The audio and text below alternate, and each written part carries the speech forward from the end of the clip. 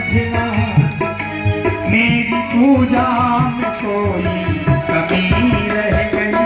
आप आए नहीं और सुबह हो गई, मेरी पूजा में कोई कमी रह गई। आप आए नहीं और सुबह हो गई, मेरी पूजा में कोई कमी रह गई। आप आए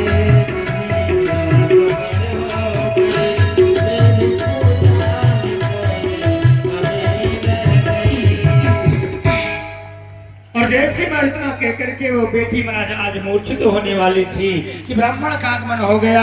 पंडित जी ने कहा बेटी रोना नहीं, तेरी लज्जा रखने तेरे गोविंद का आगमन हो चुका है। और जैसे कहा तेरी लज्जा रखने तेरे गोविंद का आगमन हो चुका है। मैं अम्मा ब्राह्मण रुक्मणी महाराज सुंदर स्वरूप बनाया, पूजा का थाल लिया, सखियों को लिवाया साथ में महाराज। और आज नियम है जब बेटी का विवाह होता है जिस दिन, उस दिन बड़ी कुलदेवी माँ के मंदिर पूजा करने जाती हैं। यही पत्र में भी लिखा था महाराज, यही पत्र में लिखा था भगवान कन्हैया वहीं पर मिलेंगे। चारों तरफ से बड़े बड़े सैनिकों का आगमन हुआ, चारों तरफ से परकोटा लगे हैं, बड़ी सुरक्षा व्यवस्था है। क्योंकि पता है रुक्मी को महाराज बड़े बड़े असुरों को बुला लिया था, कई द्वारकाधीश ना आ जाए। महाराज बड़े बड़े असुरों को बुलाया था महाराज, और जैसे बड़े बड़े असुरों को बुलाया महाराज तो आज वो बेटी चली और चल करके बड़ी कुलदेवी माँ के मंदिर में पहुंची। और जैसे बड़ी कुलदेवी माँ के मंदिर में पहुंची, जाकर के महाराज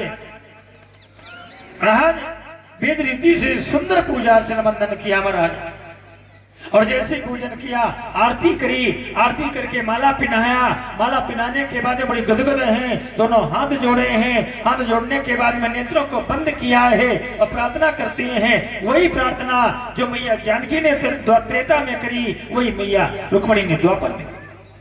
जानकी मैया ने कहा था जय जय गिरिवर राज किशोरी, जय महेश मुख चंद चकोरी, जय गज बदन खड़ानन माता और जगत जनन दामिन तुति दाता। हमारे संत कहते हैं महाराज, अगर किसी को लग रहा माता पिता को कि बेटी के विवाह में देरी हो रही है तो ये चौपाइयां 3 हैं, तीनों चौपाइयां 1 वर्ष तक पाठ करो, बेटी करे या खुद करो, विवाह होता है। ऐसा संत कहते हैं और है भी। और वही बात महाराज आज रुक्मणी ने प्रार्थना करी, कहा बोले नमस्ते त्वाम अंबिके अभीक्षण, बोले स्वसंतान युताम शिवा। हाँ नमस्ते त्वाम अंबिके, हे मैया हे भवानी प्रणाम है। अकेले बोले नहीं, तुम्हारे पति भूत भवन भोले बाबा के साथ, युताम शिवाम, फिर दोनों बेटों के साथ, स्वसंतान दोनों पुत्रों के साथ, तुम्हारे भोले बाबा के साथ तुम्हें प्रणाम। और जैसे मैं प्रणाम किया है, प्रणाम करके गदगद हुई मैया और महाराज झुक करके प्रणाम किया। और जैसे प्रणाम किया, प्रणाम करके नेत्र खोले तो सामने गोविंद को निहारा। आज गोविंद ने मुस्कुराए, मैया रुक्मणी ने महाराज दोनों हाथों को जोड़कर प्रणाम किया। भगवान ने दाहिना हाथ बढ़ाया, रुक्मणी ने बायां हाथ बढ़ाया। और जैसे हाथ बढ़ा करके महाराज भगवान महाराज रथ पर बिठाए, भगवान ने चारों तरफ निहारा तो पता है जैसे निहार करके गोविंद ने मुस्कुराए तो जितने उस नगर के सबने खड़े थे एक ही स्वर में बोल पड़े, माया हो गई। कहा अरे देखो तो हमारे महाराज द्वारकाधीश और हमारी बेटी रुक्मणी की जोड़ी कितनी सुंदर है। लेकर के चले भगवान कन्हैया, नगर के बाहर पहुंचे और जैसी माया हटाई तो महाराज जैसी माया हटाई तो वहां पर रुक्मी की समझ में आ गया।